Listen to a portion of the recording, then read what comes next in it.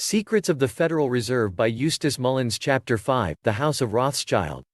The success of the Federal Reserve conspiracy will raise many questions in the minds of readers who are unfamiliar with the history of the United States and finance capital. How could the Kuhn-Loeb-Morgan alliance, powerful though it might be, believe that it would be capable, first, of devising a plan which would bring the entire money and credit of the people of the United States into their hands, and second, of getting such a plan enacted into law? The capability of devising and enacting the National Reserve Plan, as the immediate result of the Jekyll Island expedition was called, was easily within the powers of the Kuhn-Loeb-Morgan alliance. According to the following from McClure's magazine, August 1911, The 7 Men by John Moody, 7 men in Wall Street now control a great share of the fundamental industry and resources of the United States. 3 of the 7 men, J.P. Morgan, James J. Hill, and George F. Baker, head of the First National Bank of New York, belong to the so-called Morgan Group. 4 of them, John D. and William Rockefeller, James Stillman, head of the National City Bank, and Jacob H. Schiff of the private banking firm of Kuhn-Loeb Company, to the so-called Standard Oil City Bank Group. The central machine of capital extends its control over the United States. The process is not only economically logical, it is now practically automatic. 32 Thus we see that the 1910 plot to seize control of the money and credit of the people of the United States was planned by men who already controlled most of the country's resources. It seemed to John Moody, practically automatic, that they should continue with their operations. What John Moody did not know, or did not tell his readers, was that the most powerful men in the United States were themselves answerable to another power, a foreign power, and a power which had been steadfastly seeking to extend its control over the young Republic of the United States since its very inception. This power was the financial power of England, centered in the London branch of the House of Rothschild. The fact was that in 1910, the United States was for all practical purposes being ruled from England, and so it is today. The 10 largest bank holding companies in the United States are firmly in the hands of certain banking houses, all of which have branches in London. They are J.P. Morgan Company, Brown Brothers Harriman, Warburg, Kuhn-Loeb and J. Henry Schroeder. All of them maintain close relationships with the House of Rothschild, principally through the Rothschild control of international money markets through its manipulation of the price of gold. Each day, the world price of gold is set in the London office of N.M. Rothschild and Company. Although these firms are ostensibly American firms, which merely maintain branches in London, the fact is that these banking houses actually take their direction from London. Their history is a fascinating one, and unknown to the American public, originating as it did in the international traffic in gold, slaves, diamonds, and other contraband. There are no moral considerations in any business decision made by these firms. They are interested solely in money and power. Tourists today gape at the magnificent mansions of the very rich in Newport, Rhode Island, without realizing that not only do these cottages stand as a memorial to the baronial desires of our Victorian millionaires, but that their erection in Newport represented a nostalgic memorialization of the great American fortunes, which had their beginnings in Newport when it was the capital of the slave trade. The slave trade for centuries had its headquarters in Venice, until 17th-century Britain, the new master of the seas, used its control of the oceans to gain a monopoly. As the American colonies were settled, its fiercely independent people, most of whom did not want slaves, found to their surprise that slaves were being sent to our ports in great numbers. For many years, Newport was the capital of this unsavory trade. William Ellery, the collector of the port of Newport, said in 1791, an Ethiopian could as soon change his skin as a Newport merchant could be induced to change so lucrative a trade, for the slow profits of any manufactory. John Quincy Adams remarked in his diary, page 459, Newport's former prosperity was chiefly owing to its extensive employment in the African slave trade. The pre-eminence of J.P. Morgan and the Brown firm in American finance can be dated to the development of Baltimore as the 19th-century capital of the slave trade. Both of these firms originated in Baltimore, opened branches in London, came under the aegis of the House of Rothschild, and returned to the United States to open branches in New York and to become the dominant power, not only in finance, but also in government. In recent years, key posts such as Secretary of Defense have been held by Robert Lovett, partner of Brown Brothers Harriman, and Thomas S. Gates, partner of Drexel and Company, a J.P. Morgan subsidiary firm. The present Vice President, George Bush, is the son of Prescott Bush, a partner of Brown Brothers Harriman, for many years the senator from Connecticut, and the financial organizer of Columbia Broadcasting System, of which he also was a director for many years. To understand why these firms operate as they do, it is necessary to give a brief history of their origins. Few Americans know that J.P. Morgan Company began as George Peabody and Company. George Peabody (1795–1869), born at South Danvers, Massachusetts, began business in Georgetown, D.C. in 1814 as Peabody, Riggs and Company, dealing in wholesale dry goods, and in operating the Georgetown slave market. In 1815, to be closer to their source of supply, they moved to Baltimore, where they operated as Peabody and Riggs, from 1815 to 1835. Peabody found himself increasingly involved with business originating from London, and in 1835, he established the firm of George Peabody and Company in London. He had excellent entree in London business through another Baltimore firm established in Liverpool, the Brown Brothers. Alexander Brown came to Baltimore in 1801, and established what is now known as the oldest banking house in the United States, still operating as Brown Brothers Harriman of New York, Brown, Shipley and Company of England, and Alex Brown and Son of Baltimore. The behind-the-scenes power wielded by this firm is indicated by the fact that Sir Montague Norman, Governor of the Bank of England for many years, was a partner of Brown, Shipley and Company. Considered the single most influential banker in the world, Sir Montague Norman was organizer of informal talks between heads of central banks in 1927, which led directly to the great stock market crash of 1929. Soon after he arrived in London, George Peabody was surprised to be summoned to an audience with the gruff Baron Nathan Mayer Rothschild. Without mincing words, Rothschild revealed to Peabody that much of the London aristocracy openly disliked Rothschild and refused his invitations. He proposed that Peabody, a man of modest means, be established as a lavish host whose entertainments would soon be the talk of London. Rothschild would, of course, pay all the bills. Peabody accepted the offer, and soon became known as the most popular host in London. His annual 4th of July dinner, celebrating American independence, became extremely popular with the English aristocracy, many of whom, while drinking Peabody's wine, regaled each other with jokes about Rothschild's crudities and bad manners, without realizing that every drop they drank had been paid for by Rothschild.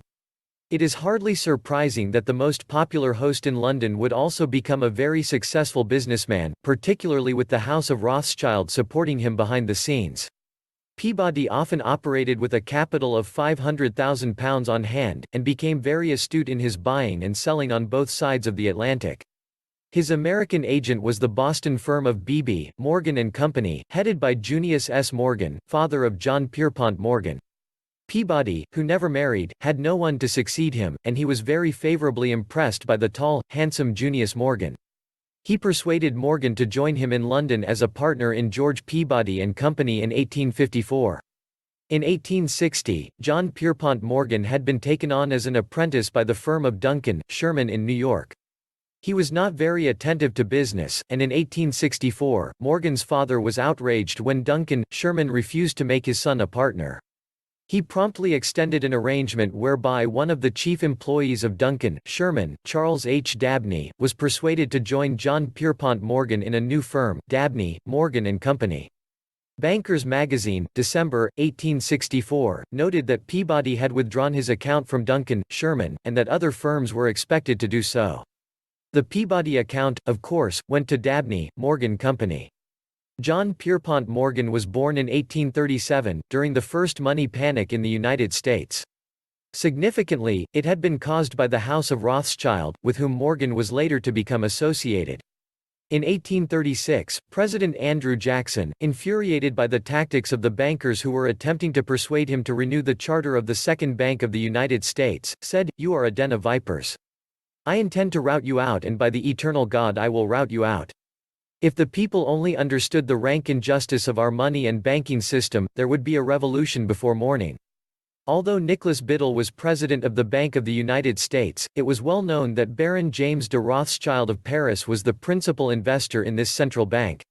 Although Jackson had vetoed the renewal of the charter of the Bank of the United States, he probably was unaware that a few months earlier, in 1835, the House of Rothschild had cemented a relationship with the United States government by superseding the firm of Baring as financial agent of the Department of State on January 1, 1835. Henry Clews, the famous banker, in his book, 28 Years in Wall Street 33, states that the Panic of 1837 was engineered because the charter of the Second Bank of the United States had run out in 1836. Not only did President Jackson promptly withdraw government funds from the Second Bank of the United States, but he deposited these funds, $10 million, in state banks. The immediate result, Clews tells us, is that the country began to enjoy great prosperity. This sudden flow of cash caused an immediate expansion of the national economy, and the government paid off the entire national debt, leaving a surplus of $50 million in the treasury. The European financiers had the answer to this situation. Clews further states, the Panic of 1837 was aggravated by the Bank of England when it in one day threw out all the paper connected with the United States. The Bank of England, of course, was synonymous with the name of Baron Nathan Mayer Rothschild. Why did the Bank of England in one day throw out all paper connected with the United States, that is, refuse to accept or discount any securities, bonds or other financial paper based in the United States? The purpose of this action was to create an immediate financial panic in the United States, cause a complete contraction of credit, halt further issues of stocks and bonds, and ruin those seeking to turn United States securities into cash. In this atmosphere of financial panic, John Pierpont Morgan came into the world.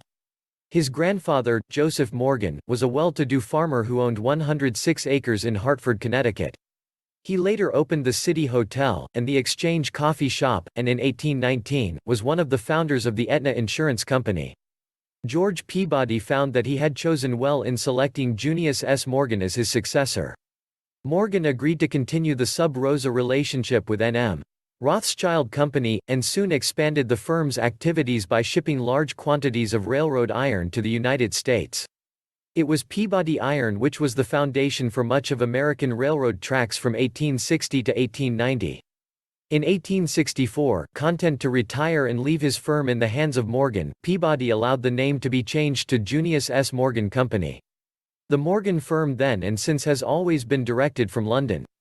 John Pierpont Morgan spent much of his time at his magnificent London mansion, Prince's Gate.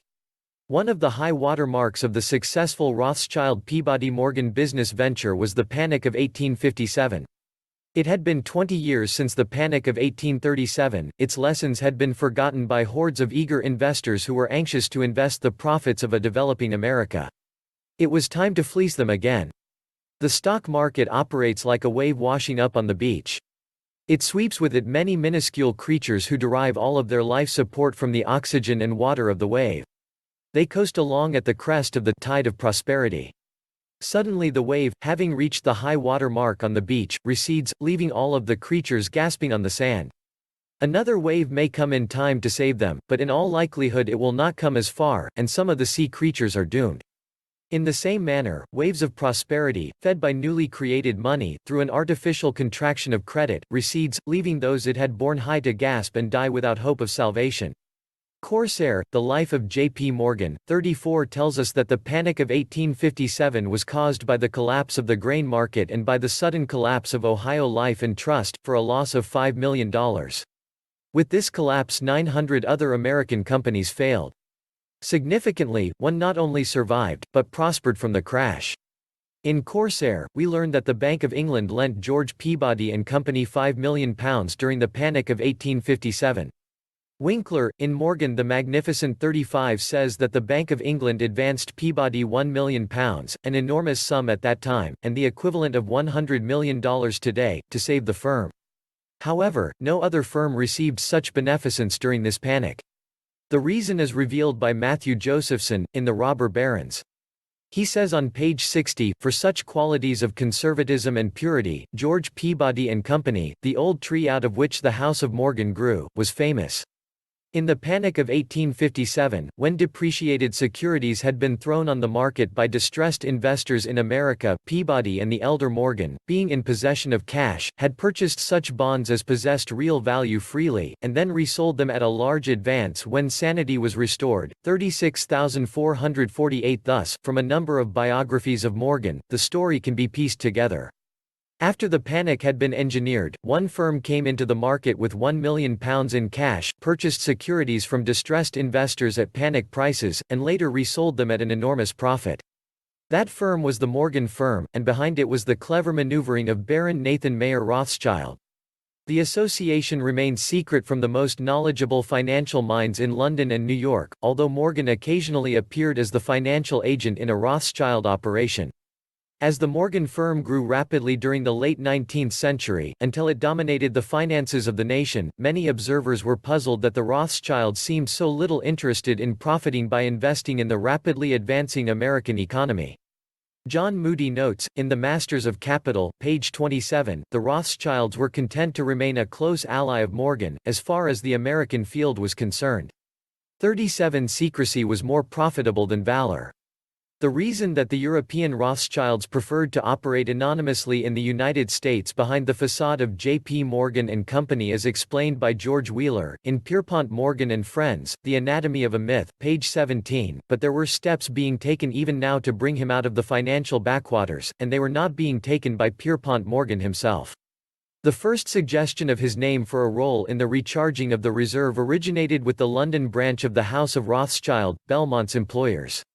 38. Wheeler goes on to explain that a considerable anti-Rothschild movement had developed in Europe and the United States which focused on the banking activities of the Rothschild family. Even though they had a registered agent in the United States, August Schoenberg, who had changed his name to Belmont when he came to the United States as the representative of the Rothschilds in 1837, it was extremely advantageous to them to have an American representative who was not known as a Rothschild agent. Although the London house of Junius S. Morgan and Company continued to be the dominant branch of the Morgan enterprises, with the death of the senior Morgan in 1890 in a carriage accident on the Riviera, John Pierpont Morgan became the head of the firm. After operating as the American representative of the London firm from 1864 to 1871 as Dabney Morgan Company, Morgan took on a new partner in 1871, Anthony Drexel of Philadelphia, and operated as Drexel Morgan & Company until 1895. Drexel died in that year, and Morgan changed the name of the American branch to J.P. Morgan & Company. LaRouche 39 tells us that on February 5, 1891, a secret association known as the Round Table Group was formed in London by Cecil Rhodes, his banker, Lord Rothschild, the Rothschild-in-law, Lord Rosebery, and Lord Curzon. He states that in the United States the Round Table was represented by the Morgan Group. Dr. Carroll Quigley refers to this group as the British-American Secret Society in Tragedy and Hope, stating that the chief backbone of this organization grew up along the already existing financial cooperation running from the Morgan Bank in New York to a group of international financiers in London led by Lazard Brothers in 1901. 40. William Guy Carr, in Pawns in the Game, states that, in 1899, J.P. Morgan and Drexel went to England to attend the International Bankers' Convention. When they returned, J.P. Morgan had been appointed head representative of the Rothschild interests in the United States. As the result of the London Conference, J.P. Morgan and Company of New York, Drexel and Company of Philadelphia, Grenfell and Company of London, and Morgan Harjes C. of Paris, M.M. Warburg Company of Germany and America, and the House of Rothschild were all affiliated. 41. Apparently unaware of the Peabody connection with the Rothschilds and the fact that the Morgans had always been affiliated with the House of Rothschild, Carr supposed that he had uncovered this relationship as of 1899, when in fact it went back to 1835. After World War I, the Round Table became known as the Council on Foreign Relations in the United States, and the Royal Institute of International Affairs in London. The leading government officials of both England and the United States were chosen from its members. In the 1960s, as growing attention centered on the surreptitious governmental activities of the Council on Foreign Relations, subsidiary groups, known as the Trilateral Commission and the Bilderbergers, representing the identical financial interests, began operations, with the more important officials, such as Robert Russa, being members of all three groups. George F. Peabody History of the Great American Fortunes, Gustavus Myers, Mod. Lib. 537, notes that J. P. Morgan's father, Junius S. Morgan, had become a partner of George Peabody in the banking business.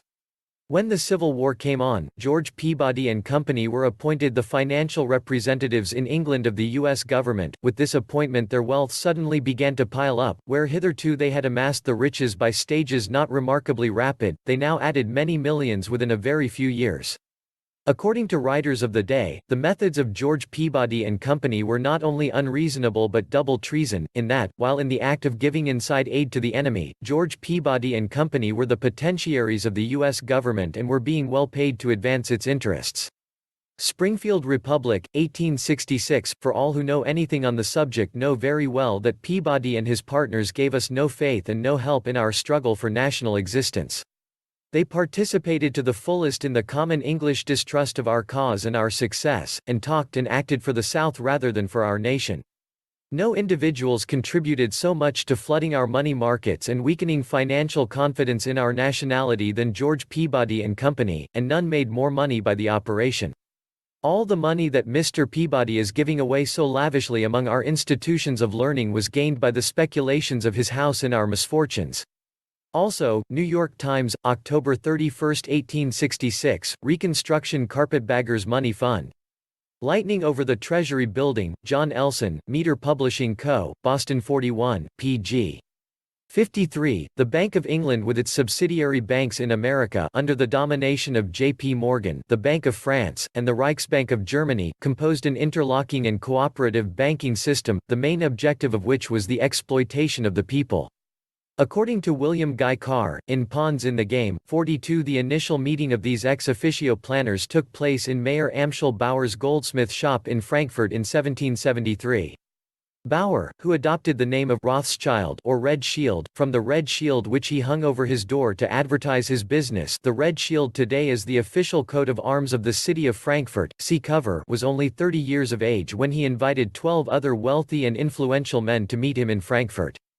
His purpose was to convince them that if they agreed to pool their resources they could then finance and control the world revolutionary movement and use it as their manual of action to win ultimate control of the wealth, natural resources, and manpower of the entire world. This agreement reached, Mayer unfolded his revolutionary plan. The project would be backed by all the power that could be purchased with their pooled resources. By clever manipulation of their combined wealth it would be possible to create such adverse economic conditions that the masses would be reduced to a state bordering on starvation by unemployment.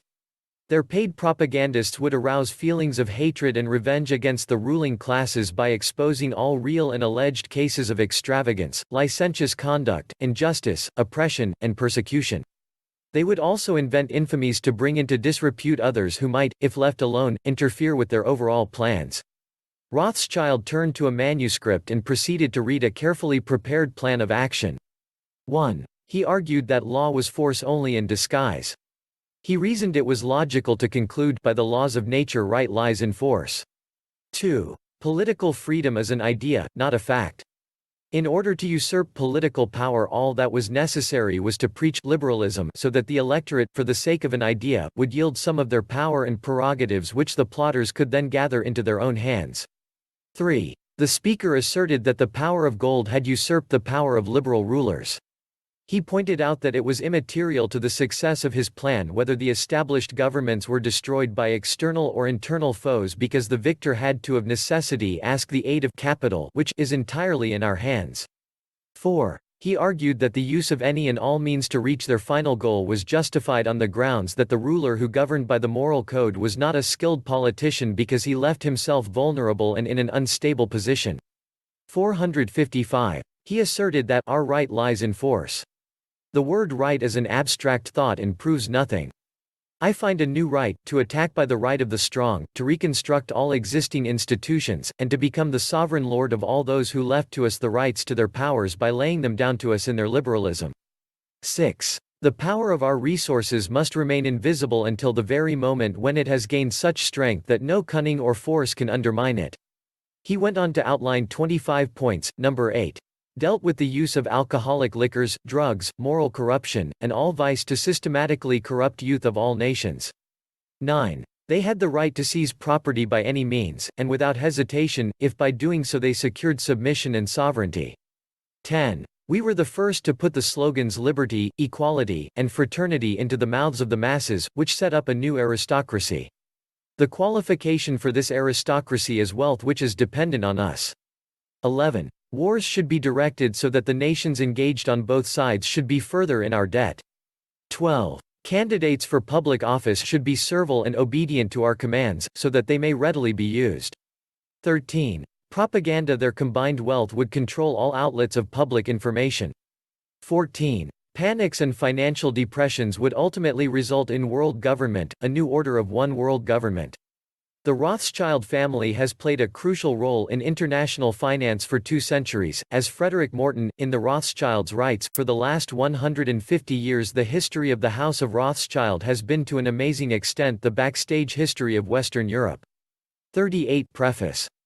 Because of their success in making loans not to individuals, but to nations, they reaped huge profits, although as Morton writes, p. 36, someone once said that the wealth of Rothschild consists of the bankruptcy of nations. 43 EC. Knuth writes, in The Empire of the City, the fact that the House of Rothschild made its money in the great crashes of history and the great wars of history, the very periods when others lost their money, is beyond question. 44 The Great Soviet Encyclopedia states, the clearest example of a personal link-up international directorates on a Western European scale is the Rothschild family. The London and Paris branches of the Rothschilds are bound not just by family ties but also by personal link-ups in jointly controlled companies. 45 The encyclopedia further described these companies as international monopolies. The sire of the family, Mayer Amschel Rothschild, established a small business as a coin dealer in Frankfurt in 1743. Although previously known as Bauer **, he advertised his profession by putting up a sign depicting an eagle on a red shield, an adaptation of the coat of arms of the city of Frankfurt, to which he added 5 golden arrows extending from the talons, signifying his 5 sons. Because of this sign, he took the name Rothschild or Red Shield. When the Elector of 451 Hesse earned a fortune by renting Hessian mercenaries to the British to put down the rebellion in the American colonies, Rothschild was entrusted with this money to invest. He made an excellent profit both for himself and the Elector, and attracted other accounts. In 1785 he moved to a larger house, 148 Judengasse, a 5-story house known as the Green Shield, which he shared with the Schiff family. The 5 sons established branches in the principal cities of Europe, the most successful being James in Paris and Nathan Mayer in London. Ignatius Baller in The Romance of the Rothschilds 46 tells us how the London Rothschild established his fortune. He went to Waterloo, where the fate of Europe hung in the balance, saw that Napoleon was losing the battle, and rushed back to Brussels. At Ostend, he tried to hire a boat to England, but because of a raging storm, no one was willing to go out. Rothschild offered 500 francs, then 700, and finally 1,000 francs for a boat. One sailor said, I will take you for 2,000 francs, then at least my widow will have something if we are drowned. Despite the storm, they crossed the channel. The next morning, Rothschild was at his usual post in the London Exchange. Everyone noticed how pale and exhausted he looked. Suddenly, he started selling, dumping large quantities of securities. Panic immediately swept the exchange. Rothschild is selling, he knows we have lost the Battle of Waterloo. Rothschild and all of his known agents continued to throw securities onto the market. Balla says, nothing could arrest the disaster. At the same time he was quietly buying up all securities by means of secret agents whom no one knew. In a single day, he had gained nearly £1 million sterling, giving rise to the saying, the Allies won the Battle of Waterloo, but it was really Rothschild who won. In The Profits of War, Richard Lewinson says, Rothschild's war profits from the Napoleonic Wars financed their later stock speculations. Under Metternich, Austria after long hesitation, finally agreed to accept financial direction from the House of Rothschild. 47 After the success of his Waterloo exploit, Nathan Mayer Rothschild gained control of the Bank of England through his near monopoly of consols and other shares. Several central banks, or banks which had the power to issue currency, had been started in Europe. The Bank of Sweden, in 1656, which began to issue notes in 1661, the earliest being the Bank of Amsterdam, which financed Oliver Cromwell's seizure of power in England in 1649, ostensibly because of religious differences. Cromwell died in 1657 and the throne of England was re-established when Charles II was crowned in 1660. He died in 1685. In 1689, the same group of bankers regained power in England by putting King William of Orange on the throne. He soon repaid his backers by ordering the British Treasury to borrow £1,250,000 from these bankers. He also issued them a royal charter for the Bank of England, which permitted them to consolidate the national debt which had just been created by this loan and to secure payments of interest and principal by direct taxation of the people. The charter forbade private goldsmiths to store gold and to issue receipts, which gave the stockholders of the Bank of England a money monopoly. The goldsmiths also were required to store their gold in the Bank of England vaults. Not only had their privilege of issuing circulating medium been taken away by government decree, but their fortunes were now turned over to those who had supplanted them. In his Cantos, 46:27, Ezra Pound refers to the unique privileges which William Paterson advertised in his prospectus for the Charter of the Bank of England, said Paterson hath benefit of interest on all the monies which it, the bank, creates out of nothing. The nothing which is referred to, of course, is the bookkeeping operation of the bank, which creates money by entering a notation that it has lent you $1,000, money which did not exist until the bank made the entry. By 1698, the British Treasury owed £16 million to the Bank of England. By 1815, principally due to the compounding of interest, the debt had risen to £885 million. Some of this increase was due to the wars which had flourished during that period, including the Napoleonic Wars and the wars which England had fought to retain its American colony.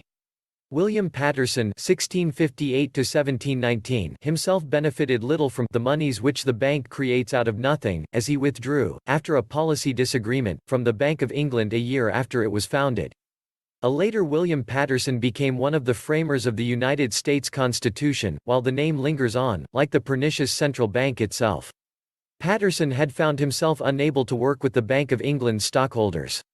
Many of them remained anonymous, but an early description of the Bank of England stated it was a society of about 1330 persons, including the King and Queen of England, who had £10,000 of stock, the Duke of Leeds, Duke of Devonshire, Earl of Pembroke, and the Earl of Bradford. Because of his success in his speculations, Baron Nathan Mayer de Rothschild, as he now called himself, reigned as the supreme financial power in London. He arrogantly exclaimed, during a party in his mansion, "I care not what puppet is placed upon the throne of England to rule the empire on which the sun never sets.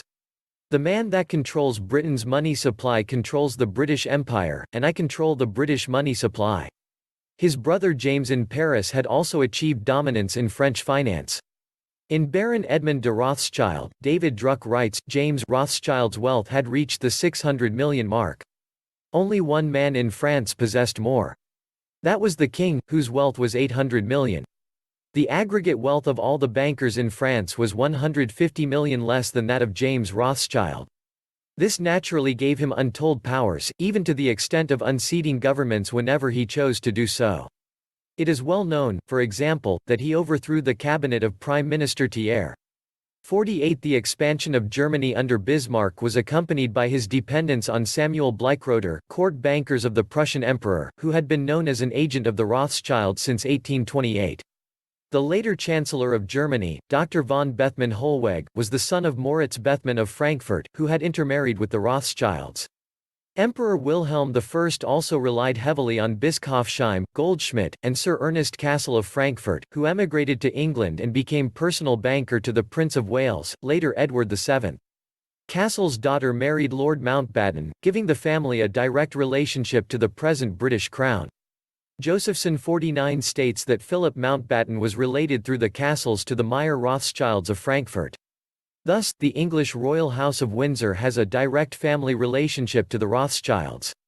In 1901, when Queen Victoria's son, Edward, became King Edward VII, he re-established the Rothschild ties. Paul Emden in Behind the Throne says, Edward's preparation for his métier was quite different from that of his mother, hence he ruled less than she did. Gratefully, he retained around him men who had been with him in the age of the building of the Baghdad Railway. There were added to the advisory staff Leopold and Alfred de Rothschild, various members of the Sassoon family, and above all his private financial advisor Sir Ernest Cassel. The enormous fortune which Cassel made in a relatively short time gave him an immense power which he never misused. He amalgamated the firm of Vickers Sons with the Naval Construction Company and the Maxim Nordenfeldt Guns and Ammunition Company, a fusion from which there arose the worldwide firm of Vickers Sons and Maxim. On an entirely different capacity from Cassel were businessmen like the Rothschilds. The firm was run on democratic principles, and the various partners all had to be members of the family. With great hospitality and in a princely manner they led the lives of grand seigneurs, and it was natural that Edward VII should find them congenial. Thanks to their international family relationships and still more extended business connections, they knew the whole world, were well informed about everybody, and had reliable knowledge of matters which did not appear on the surface. This combination of finance and politics had been a trademark of the Rothschilds from the very beginning. The House of Rothschild always knew more than could be found in the papers and even more than could be read in the reports which arrived at the Foreign Office. In other countries also the relations of the Rothschilds extended behind the throne. Not until numerous diplomatic publications appeared in the years after the war did a wider public learn how strongly Alfred de Rothschild's hand affected the politics of Central Europe during the 20 years before the war, World War I. 453. With the control of the money came the control of the news media. Kent Cooper, head of the Associated Press, writes in his autobiography, Barriers Down, international bankers under the House of Rothschild acquired an interest in the three leading European agencies. 51. Thus the Rothschilds bought control of Reuters International News Agency, based in London, Havas of France, and Wolf in Germany, which controlled the dissemination of all news in Europe. In Inside Europe 52, John Gunther wrote in 1936 that any French prime minister, at the end of 1935, was a creature of the financial oligarchy, and that this financial oligarchy was dominated by 12 regents, of whom 6 were bankers, and were headed by Baron Edmund de Rothschild. The iron grip of the London connection on the media was exposed in a recent book by Ben J. Bagdikian, The Media Monopoly, described as a startling report on the 50 corporations that control what America sees, hears, reads. 53 Bagdikian, who edited the nation's most influential magazine The Saturday Evening Post until the monopoly suddenly closed it down, reveals the interlocking directorates among the 50 corporations which control the news, but fails to trace them back to the 5 London banking houses which control them. He mentions that CBS interlocks with the Washington Post, Allied Chemical, Wells Fargo Bank, and others, but does not tell the reader that Brown Brothers Harriman controls CBS, or that the Eugene Meyer family Lazard Frères controls Allied Chemical and the Washington Post, and Kuhn Loeb Co., the Wells Fargo Bank. He shows the New York Times interlocked with Morgan Guaranty Trust, American Express, First Boston Corporation and others, but does not show how the banking interlocks. He does not mention the Federal Reserve System in his entire book, which is conspicuous by its absence. Bagdikian documents that the media monopoly is steadily closing down more newspapers and magazines. Washington, D.C., with one paper, The Post, is unique among world capitals. London has 11 daily newspapers, Paris 14, Rome 18, Tokyo 17, and Moscow 9. He cites a study from the 1982 World Press Encyclopedia that the United States is at the bottom of industrial nations in the number of daily newspapers sold per 1,000 population. Sweden leads the list with 572, the United States is at the bottom with 287. There is universal distrust of the media by Americans, because of their notorious monopoly and bias. The media unanimously urge higher taxes on working people, more government spending, a welfare state with totalitarian powers, close relations with Russia, and a rabid denunciation of anyone who opposes communism. This is the program of the London Connection. It flaunts a maniacal racism, and has as its motto the dictum of its high priestess, Susan Sontag, that the white race is the cancer of history. Everyone should be against cancer. The media monopoly deals with its opponents in one of two ways, either frontal assault of libel which the average person cannot afford to litigate, or an iron curtain of silence, the standard treatment for any work which exposes its clandestine activities. Although the Rothschild plan does not match any single political or economic movement since it was enunciated in 1773, vital parts of it can be discerned in all political revolution since that date.